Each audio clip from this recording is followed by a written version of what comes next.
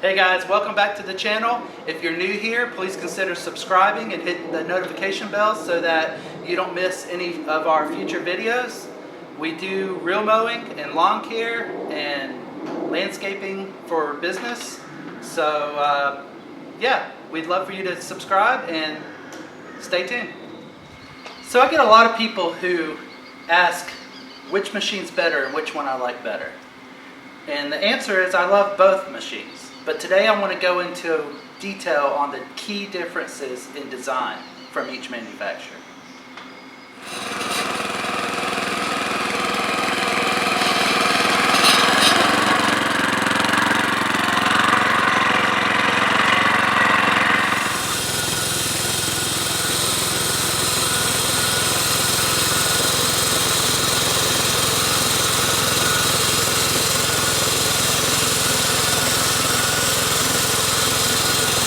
So let's look at the differences between these mowers.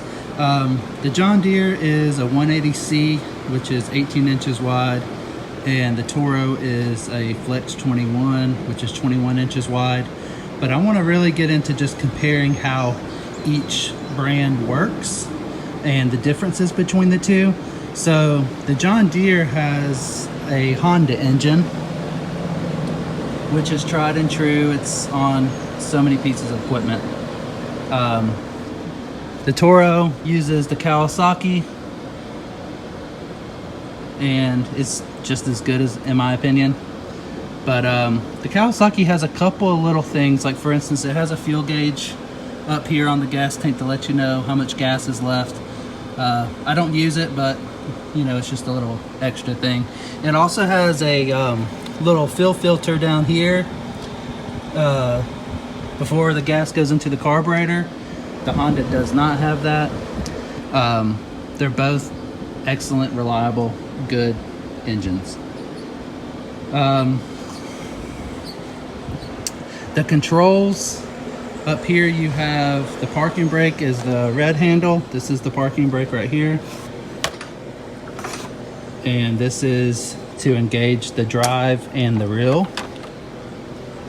Over here on the John Deere, you have the parking brake on the left-hand side. Let me turn around here. This is your parking brake here. And then this is your throttle and engage the reel or drive there. To engage the reel on the John Deere, on the gearbox, you have to flip this. Once that's flipped and you engage the drive lever up there, the reel will spin. It'll be in cutting mode. If you want to just transport it, then you put it back there and the reel does not spin, and you can just drive it along without the reel spinning. They both have light kits. This one has one, the Toro has two. They are both belt driven from the gearbox. So this one has the belt here, and the John Deere has two belts down here off the gearbox, as you can see there. The handles are pretty similar. This is a rubber type material, and it's got a good comfortable shape to it. And this is more of a, I wouldn't call it foam, it's like a textured rubber versus a smooth rubber. Here's your throttle control here for the Toro. Now the John Deere, it uses chains. It has a chain drive on each side. And the Toro uses a belt drive system. So you see the belts here. There is no chains on the Toro. The John Deere has chains and belts.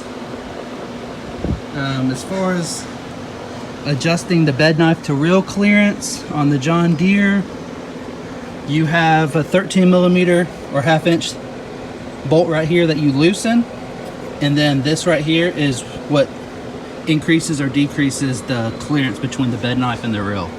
And you have one on each side. So that's what you're going to adjust to get, you know, clean cutting paper or grass. On the Toro, the reel to bed knife adjustment are these knobs right here. Now this being the Flex model, It does have like kind of a drive shaft down here because the head of this unit flexes. On the regular Toro Greenmasters, they don't have that, so it's going to be more of the style of the John Deere. The John Deere does have a verticutter, the Toro doesn't. This machine has grease fittings everywhere.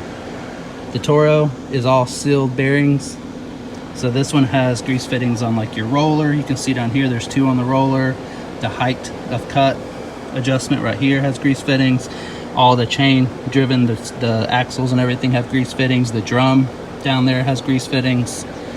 I personally like grease fittings because I feel like I can maintain them better.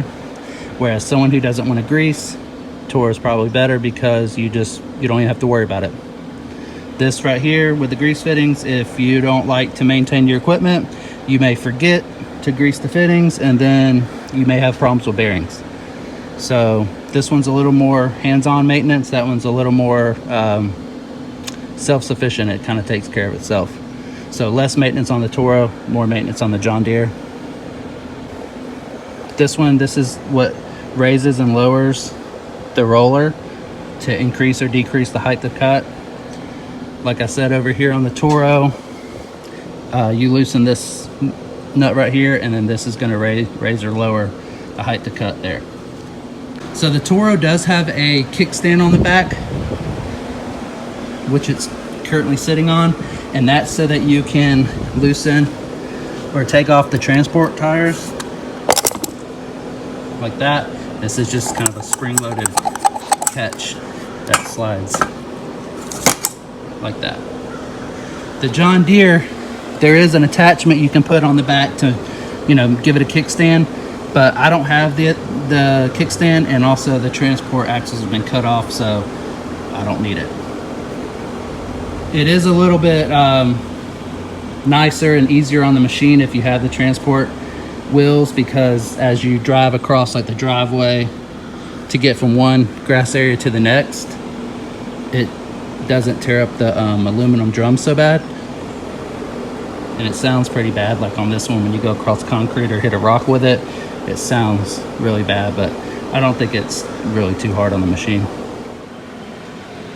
So if you were a homeowner that's never seen a commercial or a professional reel mower, other than those old-fashioned push ones they sell at Home Depot or Lowe's, and you were interested in possibly buying one for your house, what you would consider, I think, once you start looking at auctions or Craigslist or Facebook Marketplace, I think the first thing you would do is decide what size do you want. What's the width of the reel, which would depend on how much grass you're mowing, how big is your property. Okay, I think the 18-inch is the smallest, and I know John Deere makes a 26-inch. Toro, I'm not sure. I think they have a 25, 26-inch. I'm not sure, but this is 21-inch. Okay, so you're gonna think about that. Small amount of grass, 18. Larger amount of grass, get a wider one, 21, 26, whatever. Now, that's a whole nother discussion for another video, is the width of the blade, because the smaller, the more narrow the blade, it's gonna go with the flow of the land like a little bit better. Versus a wide one, I think most tee boxes and greens on golf courses are mowed with probably an 18. Now if it's totally flat, you can get away with like a 21 or a 26. The next thing I would consider is Honda versus Kawasaki. They're both commercial grade professional engines. I feel, being in the landscape industry for 18 or 20 years, I feel like Honda parts are more easily obtained. Pressure washers, all different things have Honda engines on them. So if you were in a bind, let's say you woke up Sunday morning, went to fire up the mower, and it didn't start. You needed a plug, you needed an air filter, you needed, a recoil starter. you would have more luck running into town or going to a hardware store and finding a part to fix that Honda than you would a Kawasaki. Now, you can get on Amazon, you know, on all these online dealers and get a part shipped out to you for either one. Kawasaki's are used a lot also. So I'm not saying that Kawasaki is hard to get parts for. I'm just saying like a Lowe's or a Home Depot or, you know, somewhere like that is probably going to stock Honda over Kawasaki. So you're going to have more chance of getting a part locally. Online, doesn't matter. You can get either part. And then parts for both of these, they're roughly the same, I feel like.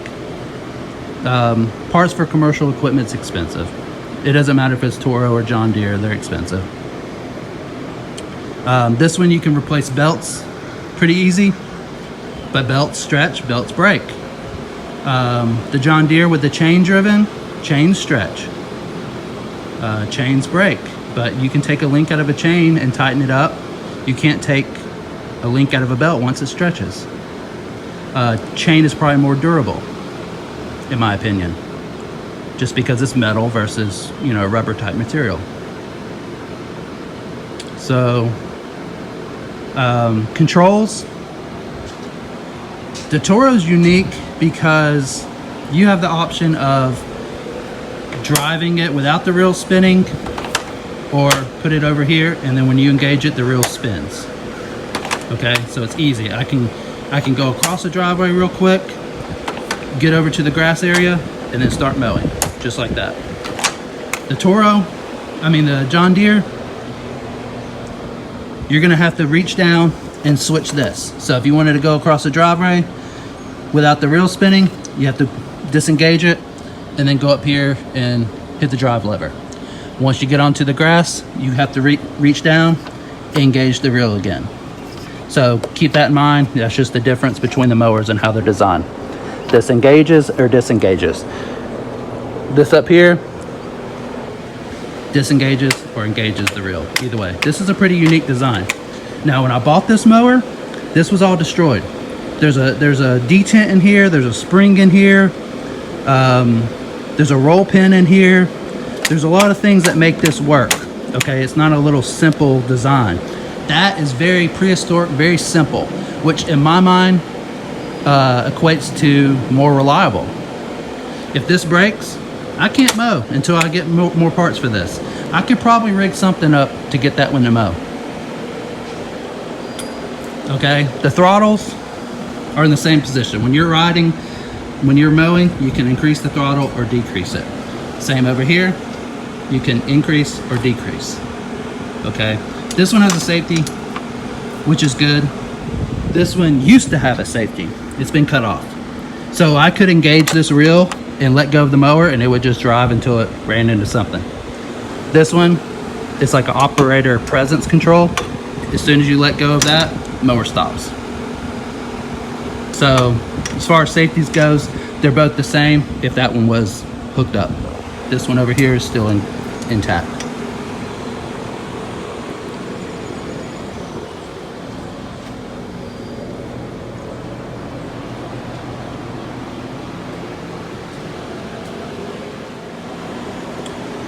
Another thing to consider is all these cables.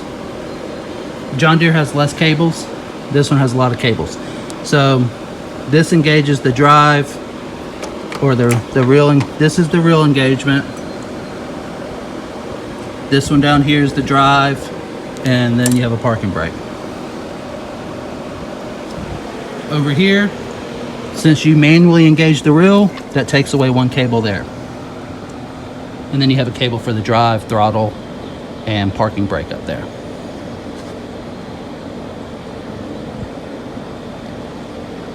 There is a little give in this handle.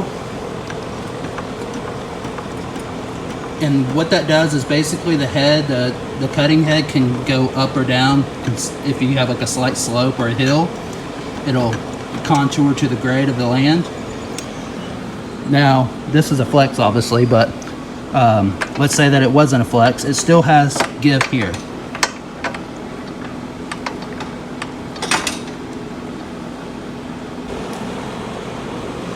They hold about the same amount of fuel, each engine does.